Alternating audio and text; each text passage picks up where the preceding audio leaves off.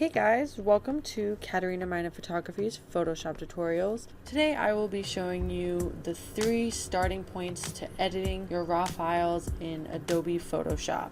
To start off, you want to open up your folder containing your raw digital files or scans from your film negative.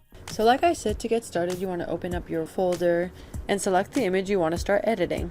You do this by right-clicking your image, pressing on Open With, and then Adobe Photoshop. Before your photograph opens in Adobe Photoshop, it's going to open up in Camera Raw. This is where you do all of your non-destructive edits before opening into Adobe Photoshop. So you'll first start adjusting your color temperature on the temperature and tint sliders, getting your image to as close to neutral as possible. Next, you'll go to your highlights and shadows, and you'll want to bring your highlights down to keep as much information in your whites as possible, and opening your shadows up so the darkest parts of your image still contain information. You can also adjust the whites and black slider to open up your shadows even more and bring down the whitest parts of your image. You can tell if you opened up your shadows and brought down your highlights enough by the histogram in the upper right corner. If the little dropper on the upper left is in any color, that means that you need to open up the shadows more. And if the upper right dropper is lit up white, that means you need to bring down your highlights. This basically shows whether or not information in the photo is being cut off. Opening up your shadows and bringing down your highlights, make sure that all the information that your camera took in is available for when you're editing your photograph in Adobe Photoshop. Having all that information in your file is really important to be able to edit your picture in the best way possible. After adjusting the highlights and shadows, your image will appear flat, but that is okay. You will put that all back when opening it up in Adobe Photoshop. So after you've done your basic edits, you want to go down to the Detail tab and turn off any sharpening that may have defaulted when opening in Camera Raw. Usually when you open a digital file, it'll automatically add 45 points of sharpening to your file. You want to make sure that is 0. You don't want to be sharpening in Camera Raw. You'll do sharpening once your image is ready for printing. Next, you'll want to go to the Optics tab and make sure Remove Chromatic Aberration and Use Profile Corrections are checked off. Now, if this is a film negative that you scanned in, the profile corrections won't do anything for your image. However, for digital photographs, checking off Use Profile Corrections will adjust any distortions that come with using your lens. When uploading your photograph, it'll automatically upload the lens profile and will click this automatically. It's always best to make sure these two are checked off no matter what. It just helps with any distortion that happens with your lens. For your final step in Camera Raw, you'll go to the bottom of your display where it says Display P3 16-bit. The main thing you're looking for down here is where it says 16-bit. If your number does not say 16, you want to go ahead and click on this line to change it to 16-bit. You also want to make sure your image is at 300 dpi, or sometimes stated as PPI. If your image does not show at 300, you may have to go back and rescan the negative if it's a film file, or if it's a digital file, you'll either have to retake the image or deal with a lower DPI. If you are above 300, that is totally fine, but your image should be at least 300 DPI. When you click on this line, you'll go to Color Space, Depth, and then make sure you are checked off 16 bits channel. Here you can also adjust the resolution if your image is not at 300. However, it is ideal that your image is originally 300 out of camera or within the scan. Once you have all those settings done, you want to go to the Open button, hit that down arrow, and Open as Object. This allows you to go back into Camera Raw through your Photoshop file and make any non-destructive adjustments that you need during the editing process. Once you are in Photoshop, if you want to go back into Camera Raw, you just double click on the image in the Layers panel, and that will bring you back to Camera Raw. Now that you're in Adobe Photoshop, the first thing you want to do is crop your image if you wish. This is a film scan, so I have a white border around the image, so I need to crop it in to the 4:5 ratio that the film started at. I also prefer my digital photographs to have a 4:5 ratio, so this is when I'll usually crop my digital photographs to 4:5. An important thing to note when you're cropping photographs is to make sure that the delete cropped pixels is not checked off. That way you can go back and adjust your crop at any moment in time. The next thing you'll do specifically for film scans is to add a new layer on top of your background layer or your main layer. This is where you'll do all of your film spotting to take away dust, scratches, or any marks that come with the development process or the scanning process. For spotting, you use the spot healing brush, and I like to keep the hardness of the brush at around 20%. I also like to keep the brush at an angle versus having it completely vertical. To spot your image, you need to zoom in to at least 100%. You can get away with 66.67, but ideally you want to be at 100% when looking for dust. To make sure I spot every portion of the image, I open up the navigator view so I can see where I'm working, and I will drag all the way to the top corner of my image and work box by box until I get to the very bottom corner. And the whole time I'm keeping track of where I am through the navigator panel.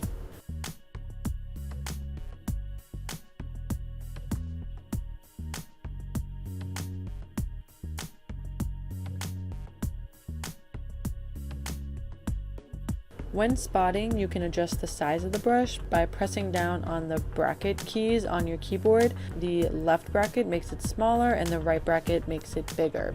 When you're done spotting, you can press Command 0 to view your entire image. Once you are done spotting, and if you have a digital photograph, you don't even need to do that step. You can go right to this one. You start setting up your 3 fundamental curve layers. This is how I start every single one of my edits before I get into any of the more advanced techniques for editing my photographs. This is how I was taught at Mass College of Art in Boston in my photography department. There could be many other ways other people start their photographs, but this is how I start mine, and I found it very helpful.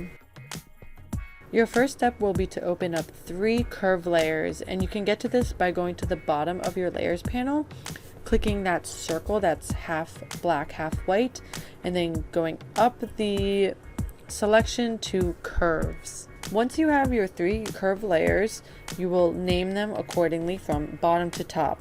Your first one will be endpoints, your second one will be color correction, and your third curve layer will be contrast. The first curve layer you start out with is endpoints. On this curve layer, you will adjust your endpoints in each color layer: red, green, and blue. Now, as you drag in each endpoint, if you have a MacBook, you'll hold down the Option key. If you have a PC or other computer, I believe it's the Alt key that you'll press down as you drag. You'll notice as you drag in, you'll see the image appear, and that is showing the pixels that you are clipping off the file. So when you're bringing in your endpoints, you want to bring in the endpoints right up until the first pixel shows. So you don't want any pixels to show, but you want to cut off all that extra information on this file. You will repeat this process on every single color layer.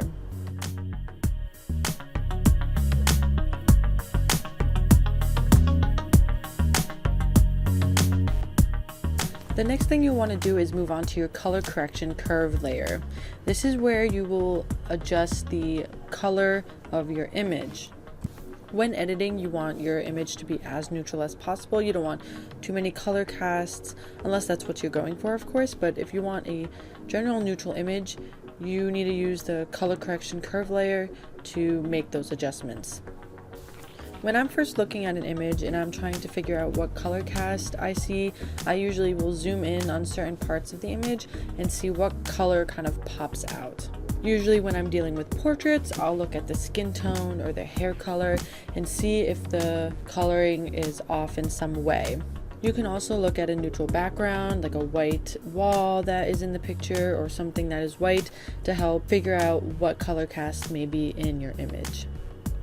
So for this image, for example, in his hair, I see a bit of cyan, and his skin in the highlights is looking a little magenta. So when you select the RGB layer on the histogram, you'll notice that it separates into 3 different colors, just like your endpoints, into red, green, and blue. And when you're color correcting, it is about adding or subtracting these colors. So when you are in red, you will be either adding red or subtracting cyan. When you're on the green layer, you're adding green, subtracting magenta. And when you're on blue, you're adding blue and subtracting yellow. One thing to note when you're adding or subtracting colors is that when you are adding magenta to an image, it is a very powerful color. So a little bit goes a long way, mostly with magenta. Sometimes I'll be adding magenta to an image and then I'll go to the red and blue layer and add a little bit of cyan or yellow to combat the effect of the magenta.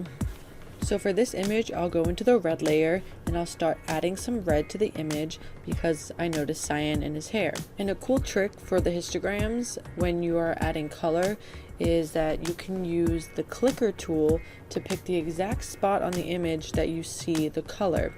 Now, this won't just affect that one area, but it'll affect all the tones similar to that. And it'll get the right spot on the histogram, so you're not just picking a random spot. To add or subtract a color, you just use the up and down arrow on your keyboard.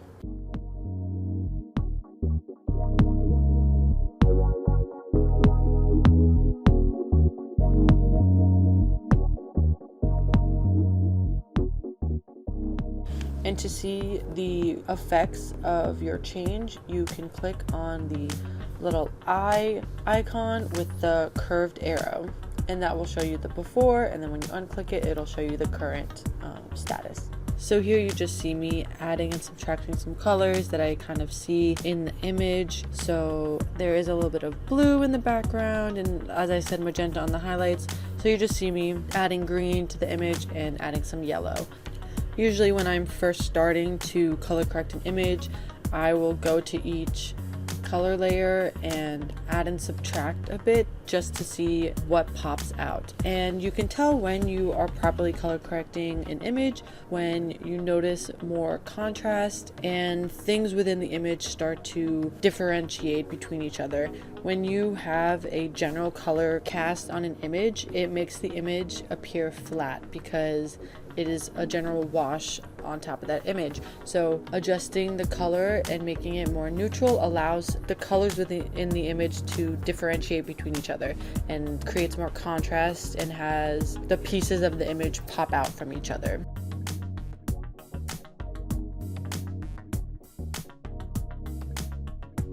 The final step to editing your photograph with curve layers is the contrast layer.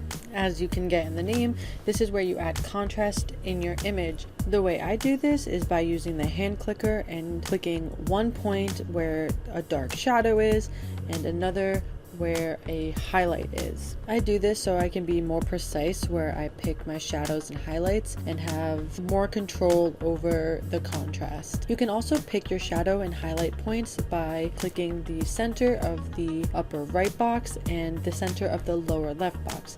I prefer to use the hand clicker to pick my points, but you can do it either way. Once you have selected your points, you will drag down the shadow point and drag up the highlight point until you get the desired contrast you want for your image.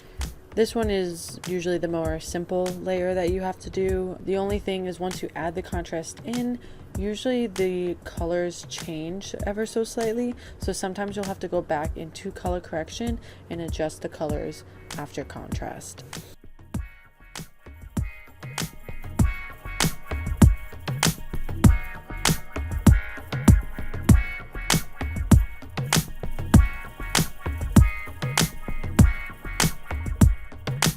And there you have it. This is how you edit your raw file in Adobe Photoshop with the 3 basic curve layers to get started. There is so much more you can do to images to make it as vibrant and beautiful as you want it to be, but that is something I will cover in a more advanced tutorial. Right now, these are just the basics, just to get you started on editing your raw photographs. And then here you have the before and after image. This after image has a little bit more done than what I showed you today, but like I said, that is something I will go over in future tutorials. If you liked what you watched, please like, subscribe, comment, and share with all your friends who are creatives just like you. Make sure you also check me out on Instagram and Pinterest at 4x5junkie and on my website KatarinaMinaPhotography.com. Thanks so much for watching, and I'll catch you guys next time.